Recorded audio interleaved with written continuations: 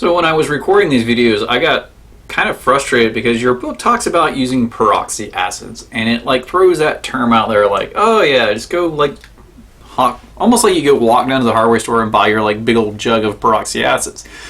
The reality is peroxides are super unstable. Even the peroxide you keep underneath your kitchen sink or in your vanity is 3% peroxide. Now I've worked with 30% peroxide. I can tell you from personal experience, it'll burn your flesh. Like it really, really hurts when it gets in your skin. And crystalline peroxide, H2O2, is actually an explosive compound. And this is true of a lot of organic peroxides. They are super explosive.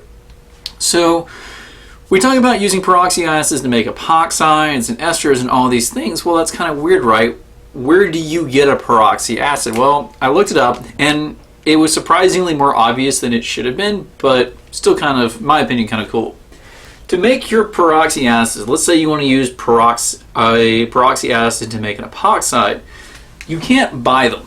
Like, no company in the world will ship them to you because they're potentially explosive. But what you can do is take your own carboxylic acid, so something like acetic acid, and you're going to heat it up in the presence of hydrogen peroxide, which you can buy. And when you do this, the ultimate reaction is to form your peroxy acid.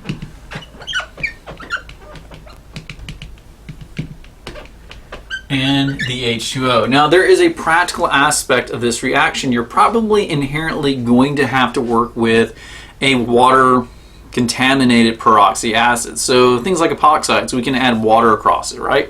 Well, if we want to remove the water from this, one, we're probably not starting with crystalline peroxide. We're probably starting with a 30% solution. On top of that, our peroxy acid, we're going to form even more water. So when we react away all those peroxides, we're going to be left with the balance of water. We can remove this probably not through distillation, to be honest with you. I mean, this, I'm going to be honest, I don't know how you would purify this. My guess would be that you would work with a desiccant, so something like silica gel or magnesium sulfate.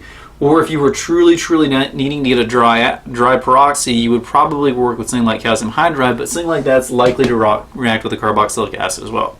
But again, I talk about some of these videos using peroxy acids, and if you go look it up, you're going to find that nobody sells them because they are explosive mixtures. You're going to have to make it yourself, and so anything where there's a peroxy acid, generally you're going to start with something simple, acetic acid, that's pretty commonly available, react it with hydrogen peroxide, and that'll get you your peroxy acid.